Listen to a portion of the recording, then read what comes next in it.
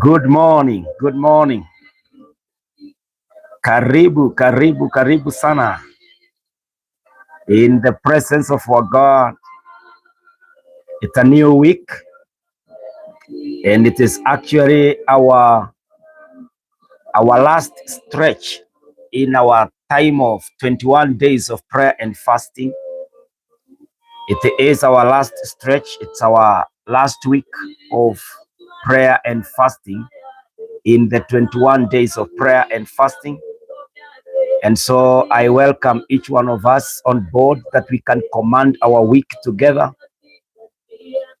that we can align ourselves with the will of God for the next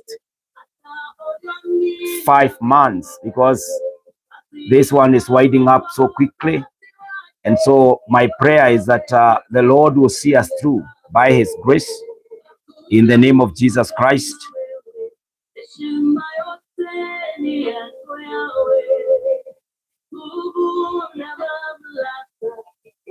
So karibuni on board wapendwa. Help me to share this. Kindly help me to push to a few people.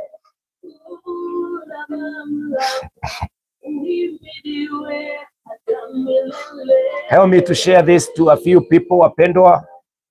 By the grace of God, we are commanding our week.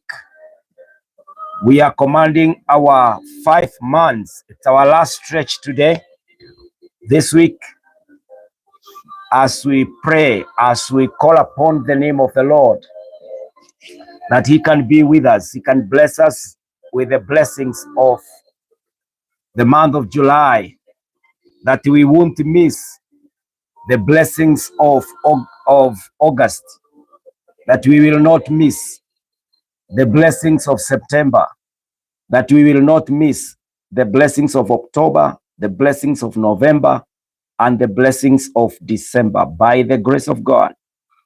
The Bible says that when we call, God will answer us. and even show us great and unsearchable things that we do not know or have an idea about.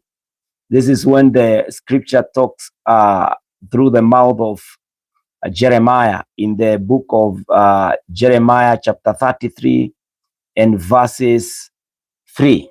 Call unto me and I will answer you, and I will show you great and unsearchable things that you do not know. And so, friends, I welcome you here on board, that we may pray together, that we may worship our God together, that we can have some time together when we are rallied behind the name of Jesus. We have used the names of people. They have not taken us far or much. Somehow they have worked, but the name of God, it does not guess. The name of God will always produce. The name of God will always do. The name of Jesus will always bring to pass the will of our Father. So this morning, welcome as we pray, as we commence our week, and even as we do our final 7 days of prayer and fasting in the presence of the Lord. And by Sunday 27, we shall be 21 days strong in the mountain, in the Lord, praying and calling upon the name of the Lord.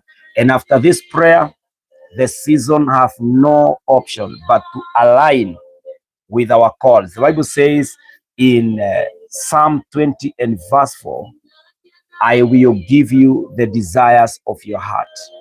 Take delight in the Lord, and he will give you the desires of your heart. And so we must lay these desires before our God and allow him to come through and to fulfill them for us in the name of Jesus. So those that are parents like myself, we know the burden we have, the future of our children. We can only plead with the Lord. We can only pray, cover our children with the precious presence of the Lord. Those of us who have something to lose, those of us who have careers, occupations, those of us that are in school, those of us that are sick, everyone needs prayer. Everyone needs God. And so this morning, I am asking all of us to come on board, that we can pray, that we can trust God together, we can believe together. It's an early morning over this side of East Africa. And so it is a commitment that you do, that you can have some moment to pray. Some of us are traveling. As you travel, I'll keep you in prayer. I'll keep you company. So don't switch off that phone, that app, this particular live stream. We will be together. While you are working in your house, you can add the volume. We will pray together. And if you are relaxed somewhere like I am in my house this morning, I pray that you can secure some moment for yourself, for your family, for your job, for your church, for your country, for your tomorrow. And the Lord shall hear your prayer. The Lord shall act on your calls, on your prayer, in the name of Jesus. I believe in the Lord, and I'm believing with you that our prayers, our fasting is not in vain. Our fasting is not in vain. Our Lord God Almighty will come through for each one of us.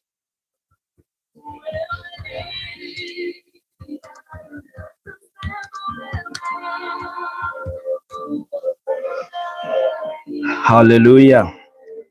I'm waiting for us that we can commence our prayer in a prayer. We will commence our prayer in a prayer.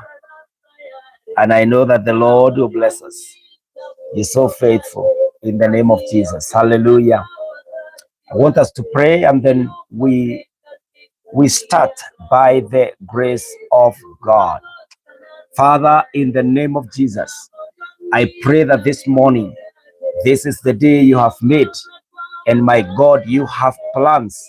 You have beautiful plans for each one of us, oh Lord. It is our final 7 days package on the mountain of prayer, oh God. When we began on 6th of July, we asked you, Lord, to take us through to 27th day. And my God and my Father, you are so faithful. Today being the 15th day, our Father and our God, we feel the energy, we feel the hope. And my God, we keep looking forward to what you are about to do, for you are gracious, Almighty. There is no one who is like you, Jesus. You are from everlasting to everlasting. You reign forever, my Father. There is no comparison of you, Almighty God. Jina lako Baba litukuzwe, lisifiwe na liabudiwe. I now pray this morning in the name of Jesus. Forgive us our sins, Lord. Overlook our sins, O God. Whatever, Lord, that is offensive to you, Almighty, whatever that is sinful that we have committed, Lord, we repent. I repent my sins, Almighty, and I call upon your name in view of your mercies and compassion. May the precious blood of Jesus wash away my sins, O God, that you can set me apart, that God, I can do that which is your will, that Lord, I can lead a life worthy the calling, oh my God. This morning, my Father, we are grateful for the past 2 weeks, oh God. We have been interceding, calling upon the name of the Lord. Father, we are witnesses of what you can do. We have seen you preserve us. We have seen you favor us. We have seen you, oh God, walking together with us. Thank you, Lord God Almighty. Thank you for your grace that has been sufficient. Thank you, Jehovah, for thy righteous right hand that has upheld us, Almighty. Thank you, O Redeemer, for loving us, O God, beyond measure. Baba wa mbinguni, tunakushukuru. Nasema ni asante, umenihifadhi kwa njia kubwa katika mlima huu. My God and my Father, I worship you and I adore you. I lift your name on high and I say you are worthy all the glory and all the honor. Thank you for my brothers and my sisters who have been consistent on this mountain, who have partaken of this step of faith. My God, I pray, receive all praise and all the honor. Thank you even for the church of God that have been in this covenant. We've been in prayer and we are trusting you for victorious, wonderful 6 months in the name of Jehovah. The way, of God, we began, it's not the way we will end. We shall win in July. We are winning in August. We are winning September, October, November, and December, because you are our gracious, loving God. You are highly exalted. Your name is above every name. No one is like you, Jehovah. May your face shine upon us this morning. May thy kingdom come and thy will be done in the name of Jesus. Our hope, our trust, our faith is on you, Lord God Almighty. My Lord and my Redeemer, I pray, may thy kingdom come and thy will be done, O Lord. Every mountain in this 6 months, level it, flatten it, in the name of Jehovah God. Every plan of the enemy to make it hard and impossible for us to pray, my Lord, erode it by your power for us in the name of Jehovah God. I pray that the sick will be healed. I pray that the desperate will be hopeful. I pray that them that are rejected will feel the love of God. I pray, my God, that our lives will not be the same again after these 21 days of prayer and fasting. This week, my God, I pray for passion and zeal. I pray for refreshment and rejuvenation of our spirit, that we will be able to pray in the name of Jesus, in the name of Jesus, in the name of Jesus, my God, my Father and my God. I pray together with everyone who is on this mission in the 21 days, in this week. Some of us are new. They just found us all live here. I pray they will catch the spirit of prayer and we shall be blessed of the Almighty in the name of Jehovah God. My Father and my God, I pray that a new thing will happen in our lives. A new thing will take place in our lives in the mighty name of Jesus. You are the gracious God. You are the King of Kings, and you have no match or comparison. I call upon your name. May thy kingdom come this morning. Establish us, Jehovah. Take us to the levels you ordained for us in the name of Jehovah God. My Father and my God, those that know their God shall delight in him, and they shall do exploits. This, oh God, is our faith before you, Lord. Father, we have no other hope. We don't lay our trust in men or on resources or on the physical or the visible or invisible. Our trust is in you, Lord God Almighty, the maker of the heavens and the earth. May you be pleased this morning that you can answer, give us more than this prayer in the name of Jehovah God. I command the week that we shall be in alignment to the will of Jehovah God. My Father, I pray that which your purpose for us, let it come to pass. Thank you, Almighty. Thank you, Redeemer. Even in the session of reading your word, of prayer, of communicating with one another here, I pray, Almighty, may we be inspired of the presence of the Lord. My God, Holy Spirit of Jehovah, lead us to the will of our Father on earth. Thank you, Jesus. Thank you, Redeemer. Bless us and hear our prayer this morning. In Jesus' name we pray, and I trust in you. Amen, amen, amen, amen, amen. Ni zako Bwana. Amen, amen, amen. Mpendwa, karibu sana.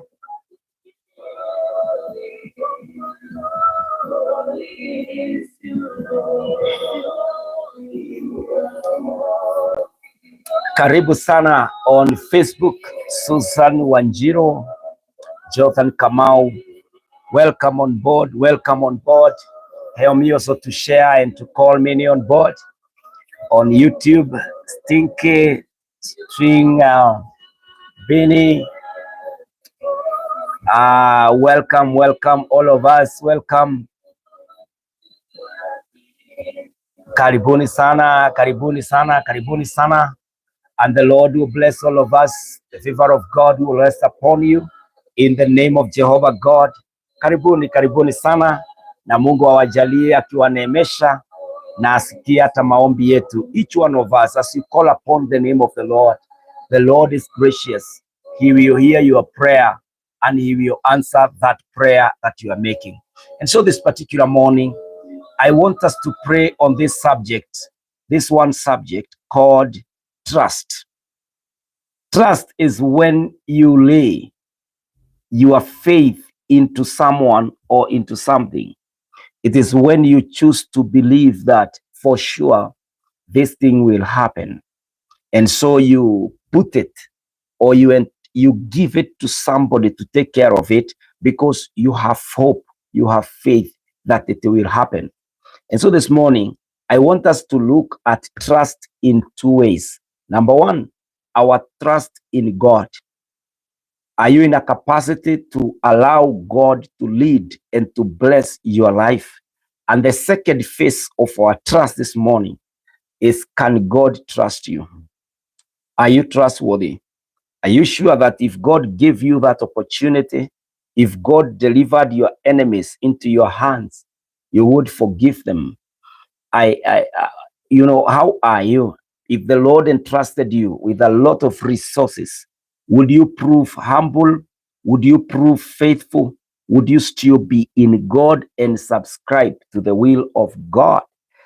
How would you deal with the trust that the Lord can do on you, entrusting you with much, with blessings, even with the answers to this prayer? And so we will look at the two sides of trust. Let me begin with the first one, trust in God. Wapendwa, did you know that God himself is trustworthy? And so he has asked us to trust him. This is what he says in Proverbs chapter 3 and verse 5. Trust in the Lord with all your heart and do not lean on your own understanding. Trust in the Lord with all your heart and do not lean on your own understanding. This means when you are coming to trust the Lord, like now we are trusting God for the month of July, the month of August, the month of September, the month of October, November, and December. The scripture calls us to trust the Lord with all of our hearts. That you need to believe that as you pray, God is your hope. God will come through. God will do what he does with them that look and wait upon him. Na kwa hivyo mpendwa, katika jina la Yesu Kristo, I pray that you can lay your trust in the Lord. I pray that your heart, you can train your heart to be on the Lord. Believe in God, mpendwa. We cannot invest, and we are not just investing now in prayer without trust. We have been on the mountain for a long time. We have seen the proof that God is trustworthy. I ask you even this morning, regardless of the circumstances, regardless of the things that are happening in your life, put your trust in the Lord. Put your hope in the Lord. Await on the Lord, and the Lord will do a new thing in your life by the grace of God. Mpendwa, put your trust in the Lord. This is what happens when you trust in God. Kuna mambo hutendeka when your heart is on God. In Psalm 37 verse 4 to 6. In Psalm 37 verse 4 to 6. The Bible says, delight yourself in the Lord, and he will give you the desires of your heart. Listen to this. Delight yourself in the Lord, and he will give you the desires of your heart. Commit your way to the Lord. Trust in him, and he will act. He will bring forth your righteousness as the light, and your justice as the noonday. Delight yourself in the Lord, and he will give you the desires of your heart. Commit your way to the Lord and trust in him, and he will act. He will bring forth your righteousness as the light, and your justice as the noonday. Mpendwa, delight yourself in the Lord, and he will give you the desires of your heart. Delight yourself in the Lord, and he will give you the desires of your heart. Commit your way to the Lord. Trust in him, and he will act. He will bring forth your righteousness as the light, and your justice as the noonday. Na kwa hivyo mpendwa, delight yourself in the Lord, and he will give you the desires of your heart. Commit your way. When you have trust in the Lord, you will commit. You will let yourself into his hands. You will have hope. You will talk to God. You will pray. You will worship him. Let us delight ourselves in the Lord, wapendwa. And the promises, he will give you the desires of your heart. Kila mmoja wetu, we have desires. Myself, I have a lot of desires. There are things that I am praying and telling the Lord, let it be done. Let your will come to pass in my life. There are various things that are going on in my life. I would want them, sorted. My delight is in the Lord. And when you are in the Lord, then you commit. The Psalm in verse 5, it says, commit your way to the Lord. Commit your way. Ndio maana tuko hapa. And we are praying that God, our ways in July, let them be in line with your plan for our lives. We are saying our ways, my God, will be informed by you, Almighty, in August, in September, in October, in November, and December. I pray that in the name of Jesus, each one of us will pride ourselves in the Lord. We will love to go the way of the Lord. When he says commit, it literally means you must mention the things that you have. You must come to prayer and communicate. Speak to God, speak with God, and tell him, my Father and my God, I have come to you because I know you will act, because I know you will bring to pass that which is your will in my life, in the name of Jesus. Mpendwa, this morning, it doesn't matter your status. Wengine wanajiangalia, unajiona wewe ni mwenye dhambi sana. Unajiangalia, unajiona ni kama wewe sio muombezi, haujakamilika. But our Lord is asking us, delight yourself in the Lord. That you, at the end of the day, sinners should run to God. Even the righteous should run to God. All of us at the foot of the cross, we have enough space. There is enough of what should keep us in the presence of the Lord. Wale ambao ni wenye dhambi, kuna damu ya inayoosha na inatakaza, na mwenye dhambi anafanyika kiumbe kipya. Wale ambao tayari tumeweka imani yetu ndani ya Kristo, we are running to our Father. My friend, si ufanye hima. Be at the presence of the Lord. It is at that cross place that you cannot be rejected. No one can turn you down. Your voice counts. Your prayer counts. Your presence counts. Na kwa hivyo, be encouraged that at the foot of the cross, where Jesus is, all of us, the sinners and the believers, all of us, we have a place in the presence of the Lord. So delight yourself in the Lord, and he will give you the desires of your heart.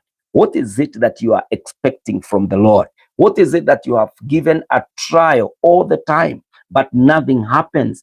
This morning, I encourage you, commit it to the Lord. In fact, verse 5, they said, commit your way to the Lord, trust in him, and he will act. Commit your way to the Lord, trust in him, and he will act. Trust in him. The moment you trust in God, then he opens the door and enters. Then he faces your problems. He faces your needs. He faces your call, and he is able to address your issue to an amicable end. Trust in this God, mpendwa. He will bring forth your righteousness as the light and your justice as the noonday. My friend, when you pray, when you open your heart to the Lord, when your trust is in God, mpendwa, our God will align. Our Lord will make everything work according to his perfect plan in your life. Na kwa hivyo mpendwa, the secret this morning is to trust in the Lord, is to put your trust in the Lord. Huko kwingine, you have given many things a trial error. You have given many things benefit of doubt, but with the Lord, there is no benefit of doubt. There is no trial error. There is no word like I am guessing, I am trying it out. No, God does things with perfection. When he comes, when he does, history will keep referring to that move of God. Si umwamini Mungu mpendwa, si uamue ya kwamba myself I will trust in the Lord. The Bible says in Romans 8 and verse 28, Romans 8 and verse 28, and we know that for those who love God, all things work together for good, for those who are called according to his purpose. I read again, and we know that for those who love God, all things work together for good, for those who are called according to his purposes. My friend, sometimes we pray, sometimes we have a way that we are asking the Lord to come through for us, because he's saying, commit your ways to him and he will establish you. And so you have prayed for this job, you have prayed for your family, you have prayed for your health, you have prayed for your faith, but things are not working as you prayed. You feel like I had prayed that kazi yangu itaongezeka, lakini barabara imepitia pale, and your business is marked for demolition, is amongst the businesses ambazo zinaambiwa zimejenga kwa barabara, and you are there thinking, really, is this the good that the Lord I asked? Is this, this is an extra expenditure? Wengine hata wanafurushwa, landlord anakuja anasema hapana, I want to terminate our agreement. I want you to start planning. I'm not renewing the agreement. And you are feeling God after building this business for a long time, for this time, and then there is termination. You don't feel like God is there. I want to let you know that if you prayed about it, if you aligned it with the will of God, Romans chapter 8 and verse 28 is your word this morning. And we know that for those who love God, all things work together for good. And so that particular demolition, that particular termination, whatever it is that is happening to you, and it looks so negative, it looks so draining, it looks very uncomfortable, I can tell you for sure it is uncomfortable, it is a negative thing, but with God, there is something good that will come out of it, because there is a purpose. Mungu kuna kitu anataka kufanya. Maybe ashakuandalia wateja wako in another location, and it takes the closing of this one for you to be pushed to the next level where your blessings are. It is until Abraham moved from where God had put him that he was able even to have enough land to choose. My friend, I am letting you know that when Hannah prayed, when there was a lot of negativity from the co-wife there who was Penina, she prayed out and she became the mother of a great family, even a priest, like the greatest priest we had, Samuel. My friend, sometimes negative things in the hands of God, they push us to where our ends, our glorious ends lie. Na kwa hivyo kama unapitia hali ngumu, wengine ni wagonjwa at this point and you are wondering, mimi nilikuwa naomba, nilikuwa natumika katika huduma, lakini mimi bado ninaendelea kupata majuto na makali. Nataka kukupatia nguvu asubuhi jema, nikwambie, and we know that for those who love God, all things work together for good. Remember a man like Job, so many things happened. They look negative, but at the end of it, he got double portions. At the end of it, God was glorified. At the end of it, this man became greater than he was before. There are things that God will allow to happen. Your part is for you to be in trust, to be trusting in God. It's for you to pray and commit everything to the Lord. The rest, leave God to be God. He will come through and do his word. And we know that for those who love God, all things work together for good. Those who love God, all things work together for good. For those who are called according to his purpose.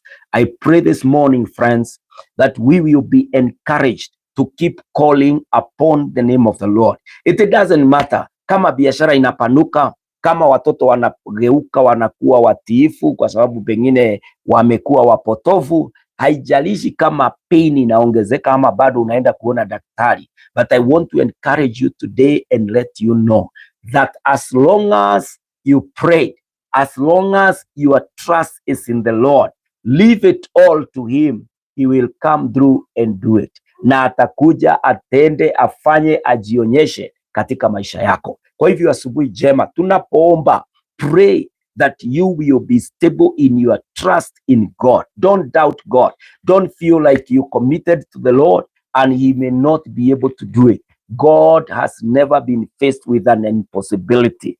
God cannot be faced with undoable things. Our God is all able. He is the one who commands mountain to be. He commanded the light and the day. He commanded the rivers, the oceans. He commanded everything to happen because he is God. Lakini sisi tunaweza fikiria ya kwamba Mungu hatoweza. Mungu anaweza na atatenda kwa sababu ni mwaminifu wa kuaminika. Put your faith in God. Put your trust in God. Let your hope be in the Lord. Be unshaken. Make sure that you know that your God is all able to do more than you can imagine or you can even think about.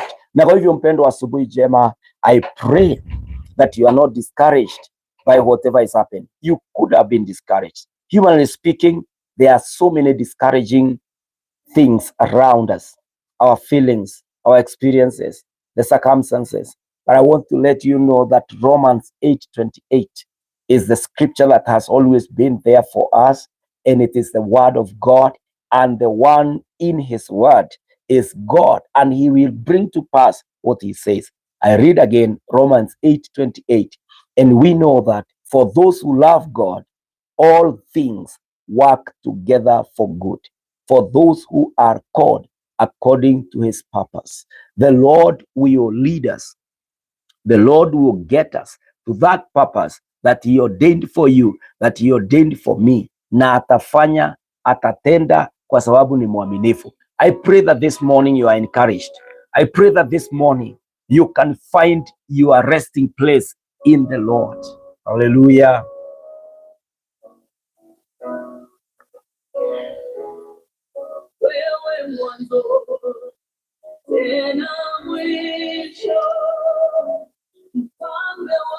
Mfalme umetukuka,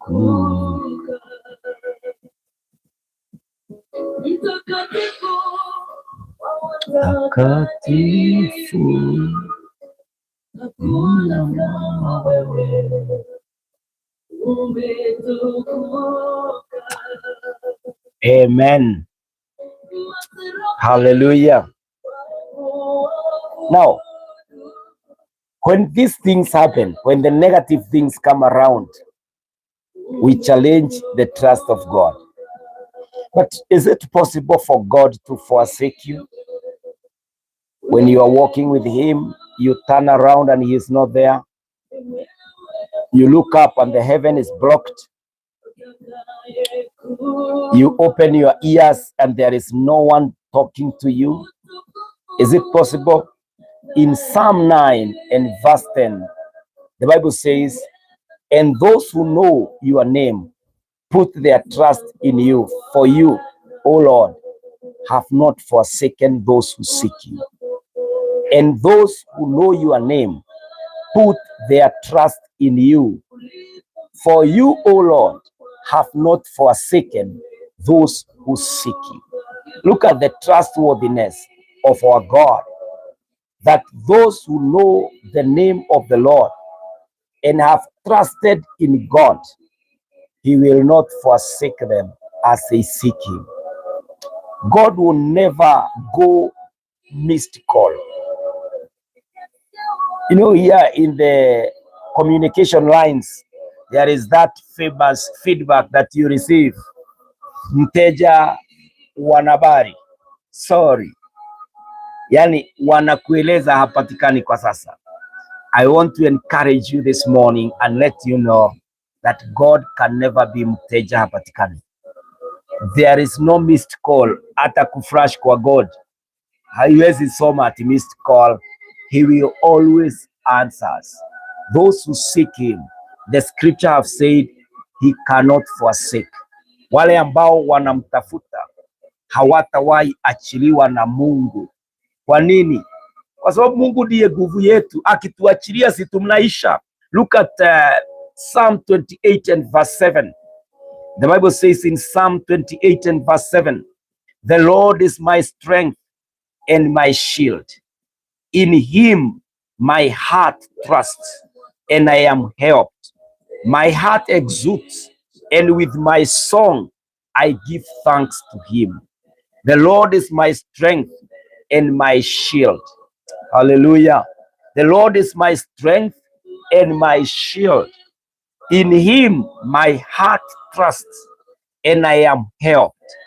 My heart exults, and my song I give thanks to him. And with my song I give thanks to my God. Mpendwa, this morning, God cannot forsake us. Those who seek after him, the Bible have said that he will not forsake. If God forsook anybody, if God would forsake anyone, then your strength and your shield will stop. You will not be in a position to be secure. You will not be at peace. Because where there is no strength and there is no shield, then the interference of the enemy, the attacks of the devil are there. But when your trust is in the Lord in Pendor, when your hope is in the Lord in Pendor, the scripture tells us that he will be available to answer our prayer, and he will strengthen you. He will also shield you. He will shield me from the attacks of the enemy. I pray that this morning, in the name of Jesus, we will be able to stand and say, Lord, you are my trust. Lord, you are my strength, my shield. I delight myself in you. I will not only come to you when something is hard, something is appearing impossible, when the enemies are striking. I will be in you. I will call upon your name. My trust is in you. I pray that you can feel this call and know that God is trustworthy. God is all able to meet our needs, our prayers, for he is faithful. My sister, maybe you are seated there stranded. My brother, you are there desperate. I want to encourage you this morning that no matter the content of the day, when you look in your diary, all you can read is that you are going to collect a letter of your suspension. Maybe your third warning. Maybe the company is retrenching and you are there, you are saying, my God, where will I go with such an economy? Maybe you are having a sick mom, you are having a sick child, you are having a sick partner, and you are there, you don't know the report of the doctor this afternoon. You are there stranded. I want to let you know that you can pray. I want to let you know that if your trust is in the Lord, He will not forsake you. The scripture have said that those that know their God, those that believe in their God, all things will work for their good. And so mpendwa, ningekuuliza katika jina la Yesu, ukaweze kuaminia Mungu mambo yote, ukaweze kumkabidhi yote. Father, in the name of Jesus, wewe ndiwe Mungu kimbilio na msaada. Wewe ndiwe Mungu usiyeshindwa. Wewe ndiye Bwana, umekalia kiti cha enzi, umetukuka juu sana.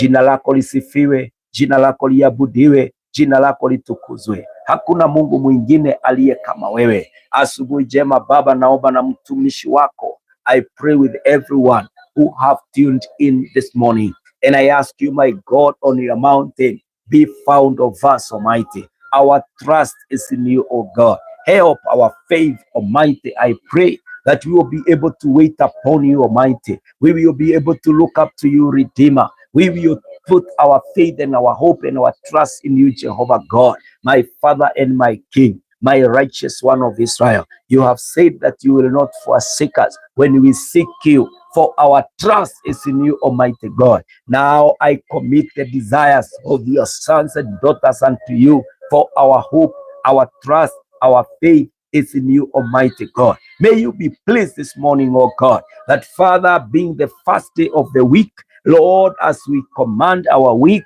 may, oh Lord, may your face shine upon us, oh God. May your righteous right hand be upon us in the name of the Lord. Father God, may your eyes be on us. I ask you this morning, from here to the ears of the Almighty, my Father, grant these desires. We have a desire for health, and so I rise against the powers of sicknesses in the name of Jehovah God. Let your servants be well. Heal our daughters, heal our sons, heal our moms, our fathers, heal, oh God, our colleagues, heal our relatives, our friends. My God and my Father, come through in the name of Jehovah God, my Lord and my Redeemer. I pray this morning, if anyone is desperate of a job, desperate about their occupations and careers, I pray this morning, settle them, Lord, settle them down. My God, give them a peaceful blessing that is from the hand of the Lord, in the mighty name of Jehovah God, in the precious name of Jesus. Baba, umetukuka na umeinuliwa juu, umeheshimika, wa kuabudiwa, wa kutukuzwa, wa kupewa sifa. Si ni wewe ushie milele, wewe usiyeshindwa, wewe uliyekalia kiti cha enzi. Jina lako lisifiwe, jina lako liabudiwe, jina lako litukuzwe. Hakuna mwingine aliye kama wewe. I pray this morning, I pray this day, my Father, if anyone is having struggles in his relationships, I pray in the name of the Lord. If it is a marriage relationship, come through. If it is colleague relationship, if it is work related, my God, whatever it is that is affecting the relationship of your servant and your children, come through for them this morning in the name of the Lord, my Father and my God. If anyone requires wisdom and the answer to how to do things, I pray all wisdom comes from you. Help your servant, Lord, in the name of Jesus. In the name of Jesus, ninakemea magonjwa ya kansa, ninakemea asthma. Oh Lord, I rise against all the chronic illnesses, and I pray, oh God, you can heal. You healed someone in the Bible who had been paralytic for 38 years. My Father, my God, come through for us and do a new thing in all our circumstances. Our trust, our hope, we look up to you, oh God. We count on you, Jehovah. We are awaiting on thee, Almighty. May thy kingdom come, Jehovah, and thy will be done in the name of Jehovah God. As we fast this 15th day, Lord, we are looking up to you. We are waiting on you. We are counting on you, Jehovah God, in the name of Jehovah, Lord. Fight our battles, oh God. Make the way where there is no way. May your face shine upon your people. May your righteous right hand uphold us, Lord. And my God, work on our enemies, scatter them in 7 roots. My Father, disarm them.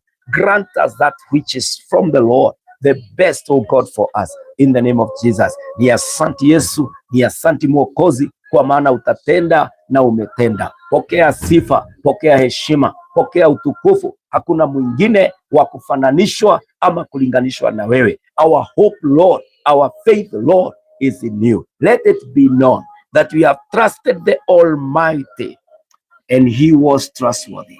Lord God Almighty, we have no doubt you are going to do it. We have no doubt that you are trustworthy. Lord, do it for us. Let you be pleased by our prayer, and God, bring it to pass. Thank you, Redeemer. Thank you, Jehovah God. This is our humble prayer. In Jesus' name, we pray and trust you, O Lord. Amen. Amen. Amen. Amen. Mpendwa.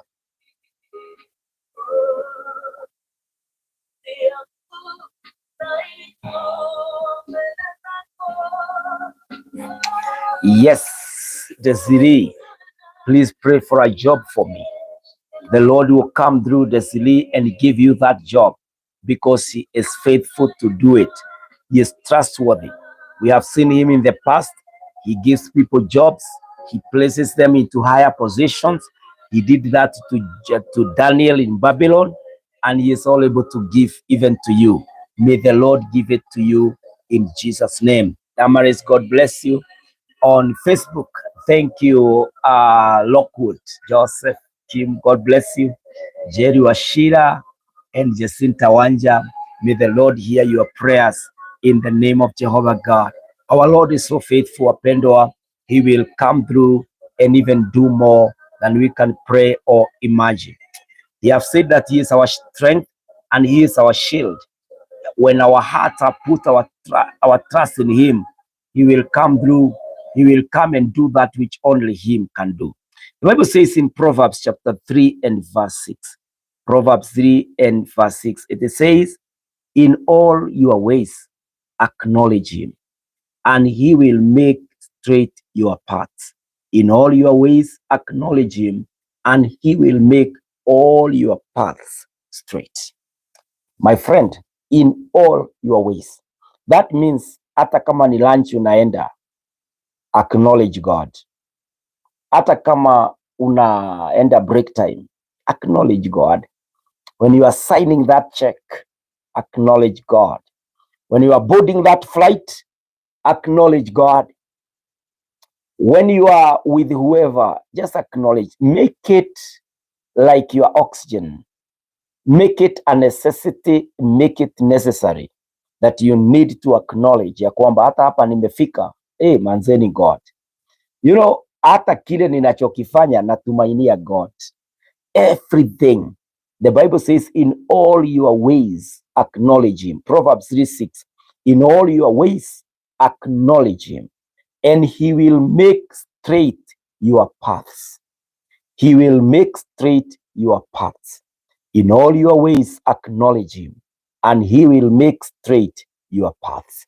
I pray this morning that we will develop a culture, we will develop a relationship of acknowledging God, letting everybody know that it was not by efforts. It's not that you have been so smart to outsmart everyone. It is God. Yani ni God. Ni Mungu tu ananiwezesha. Acknowledge Him. Kuna watu wengi walifanya kile umefanya, lakini hawajafaulu. Kuna watu wengi wamesoma vile umesoma, lakini hawako katika your status anymore. Uko way ahead of them. Kuna watu hata walifanya bidii kukuliko, but you are way ahead of them. This is because God has blessed you. It's because God has been with you. Ni watu wangapi wameenda pale embassy every month, after a few days you are rejected, you go back, you meet what they said was the challenge, another time, now you are even fearing the denial. Na kwa hivyo hata hauja apply tena ili wasikupatie denial.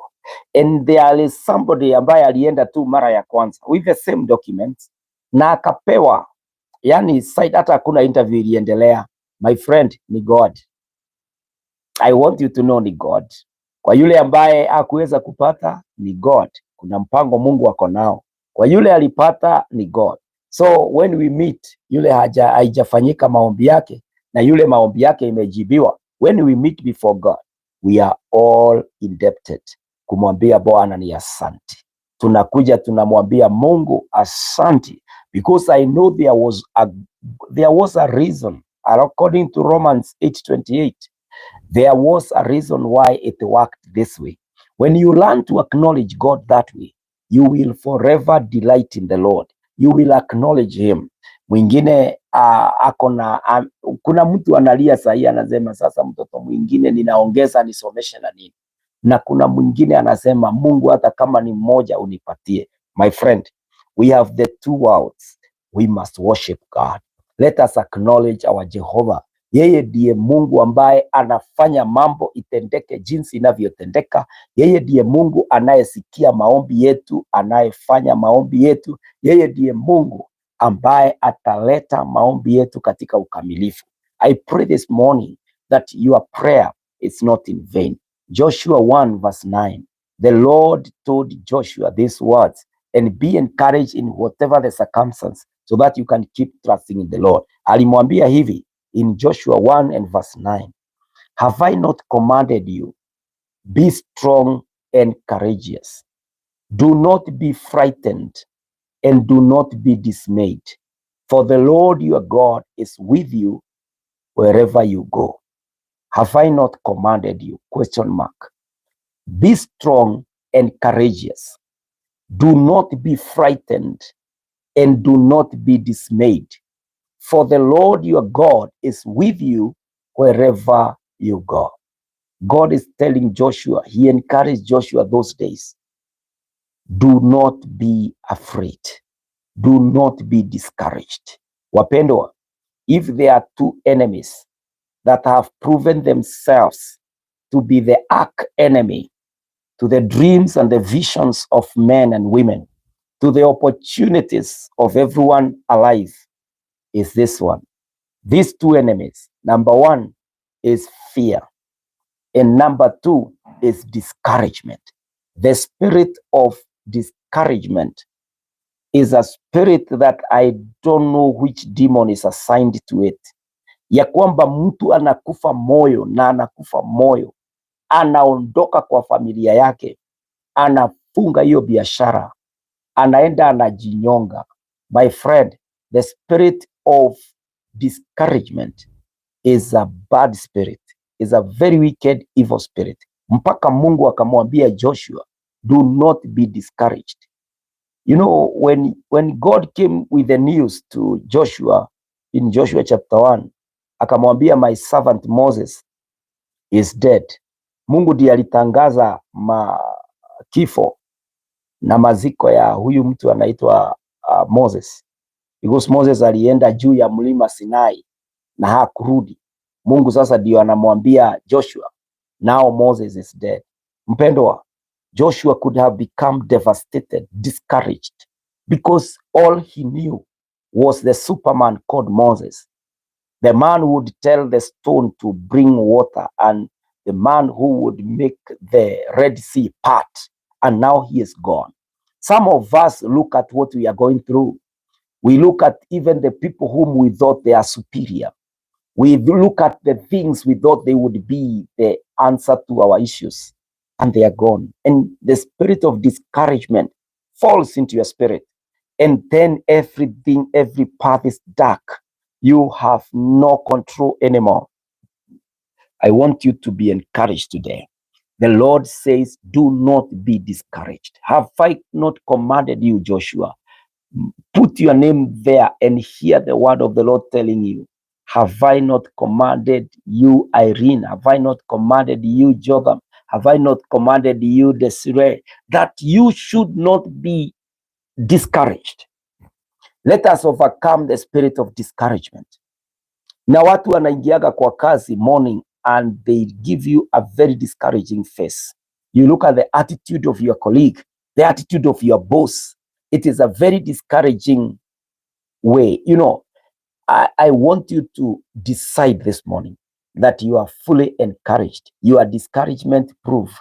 You cannot be affected by it. Unaamua tu kwa moyo, because you know that in all things, for those who love God, all things will work for their good. And so you must reject discouragement, because the moment it gets you, my friend, to come out of it when you are discouraged. Mimi nimeona watu wamesoma and they are discouraged. They look like they never went to school. They are falling into depression. Nimeona watu wako na mali but they are discouraged kwa sababu maybe a certain relationship did not work. and they can't even see the other blessings on their right or their left, in their compound, in their power. They don't see it because they are under attack. They are in the hands of discouragement. The devil knows he is a master of discouragement. He knows how to use this weapon to bring people down. I pray this morning, kwa maana tumejua, you will refuse to be discouraged. The second thing that God taught Joshua was fear. Akamwambia, have I not commanded you? Do not be frightened. Be strong and courageous. Do not be frightened. Be strong and courageous. You are not counting on your own strength. You are counting on God. Is anything too hard for God? Is there an impossibility with our God? No, there is no impossibility with our God. Do not allow fear to enter into your path of trusting in God. Unaamini Mungu atabariki biashara yako? Unaamini Mungu atakutendea, atakufanyia? Wewe endelea kutia imani yako ndani ya huyu Kristo. A day is coming when you shall tell us, I used to believe God for this prayer. Now it's no longer prayer. I thanked him long time ago. It happened, ilitendeka. I pray that you can cast fear out of yourself. Refuse to be afraid. Choose to have faith. Choose to trust, to let God be the Lord in your life. And I pray, my friends, that you will be able to praise, to worship, to thank God, even as he trusts you with much. Can you be trustworthy? Pray that you will not interfere with the will of God for your life. Be trustworthy. As the Lord answers your prayer, as the Lord opens that door, as the Lord takes you to that new level, be a trustworthy steward. Prove yourself a steward. A steward is a person who takes good care of what is entrusted with him. You may not be in charge. You are only in charge of what is entrusted with you. You don't own it, but you manage it. You take good care of it. And so this morning, I pray in the name of Jesus that all of us, one by one, we will acknowledge that we are in God, that our God is with us, ya kwamba utajiri wako utakuwa unautumia kwa njia ambayo ni ya kutukuza Mungu. Familia yako utaionyesha njia ya Mungu. Imani yako ni ndani ya Mungu, sio miungu ingine. Be trustworthy too. Allow yourself, if God is this seriously trustworthy, can you be seriously trustworthy? Can you be serious in terms of, I know my God. I will put my faith in my God. I will be faithful at the place of prayer. I will be faithful in the use of my spiritual gift. I will be faithful to give a testimony. I will not shy away from saying ni Mungu amenijengea, ni Mungu amenitendea, ni Mungu alifungua huu mlango, ni Mungu ninaaminia. I pray this morning, my friends, in the name of Jesus, ya kwamba Mungu atakujalia, atakuneemesha, Mungu atakuinua na uso wake utang'aa juu yako katika jina la Yesu. Ninaomba ya kwamba asubuhi njema, we will count on the promises of God that if we trust him, he is trustworthy. That's a promise. He is trustworthy to be trusted. Na ninaomba ya kwamba tunapokamilisha kipindi hiki asubuhi njema, remember we are usually here for 1 hour. The next 2 minutes as we wind up, I want to read in Romans 15 verse 13. It's my prayer for you. It's my desire that this will happen to all of us, ya kwamba tutabarikiwa, tutajaliwa na Mungu atatuneemesha katika jina la Yesu. Romans 15 and verse 13. The Bible says, may the God of hope fill you with all joy and peace in believing, so that by the power of the Holy Spirit you may abound in hope. May the God of hope fill you with all joy and peace in believing, so that by the power of the Holy Spirit you may abound in hope. That is my desire, my prayer for you today. As you pray that you can trust in the Lord, you can await upon the name of the Lord. As you pray that you also be trustworthy, As God blesses and entrusts you with his resources, you will be trustworthy. I pray this. May the God of hope fill you with all joy and peace in believing, so that by the power of the Holy Spirit you may abound in hope. May the Lord bless you. May the Lord encourage you. May the Lord favor you in this whole week. The Lord be with you in the name of Jesus. Father, we thank you. Father, we bless you. Father, we trust you. Almighty One of Israel, I pray with my brothers and sisters. Lord God Almighty, you, the God of hope, fill us with all joy. Fill us with all peace, even in believing. And my God, I pray in the name of Jesus that the prayers we are doing are not in vain. We are doing them by faith, and we know you are coming through, Almighty. Thank you for what you are about to do in these 7 days ahead of us in our fasting. I ask you, Almighty, let your face be upon us. Let your light shine upon us. My God, let your righteous right hand uphold us, O God, that you will soar on wings like eagles, even to the highest of the altitudes of blessings and favor in the name of Jesus. Bless this your servant. Walk with them, O God. Father, encourage anybody who is discouraged, anyone suffering fear. My Lord, encourage them with courage in the name of Jesus. My Father and my God, this morning, I bless you and I worship you. Anyone who is on this fasting, I pray for the renewal of their strength.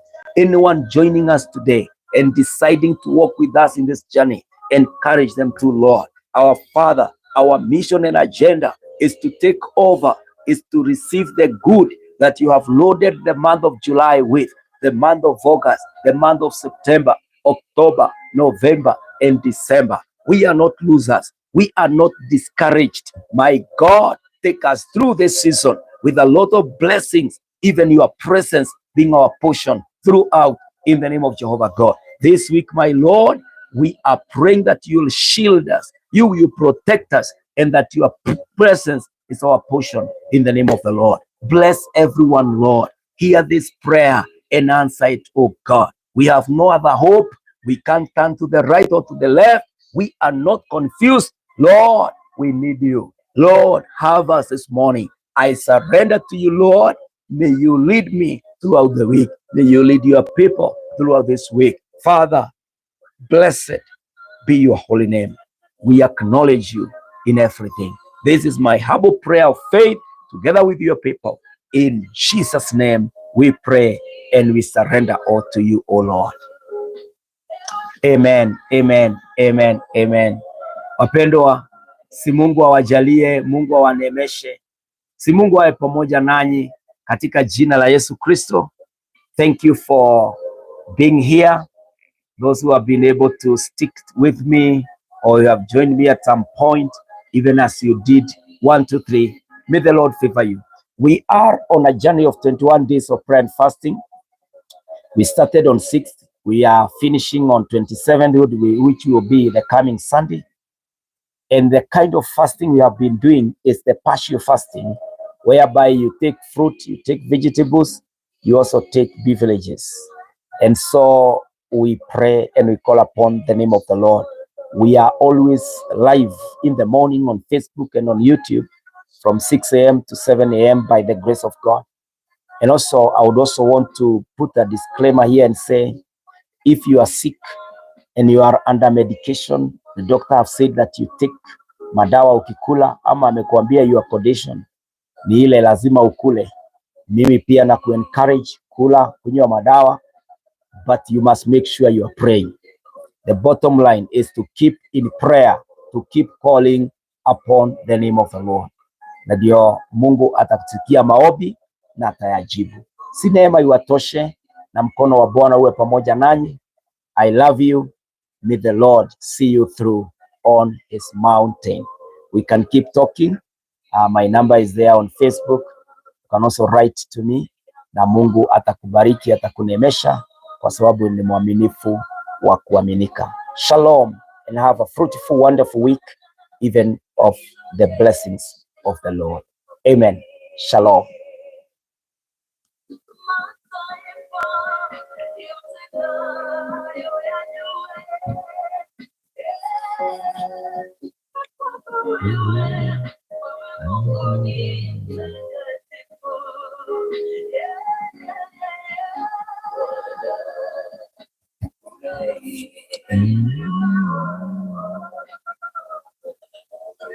katika kiti chako cha enzi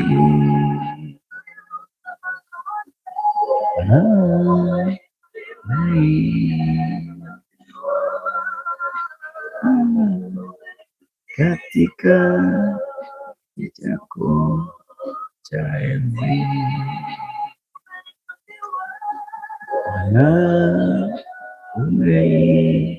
umeinuliwa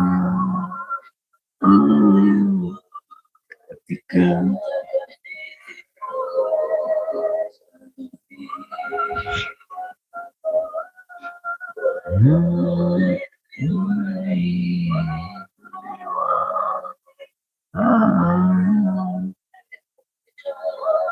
kiti chako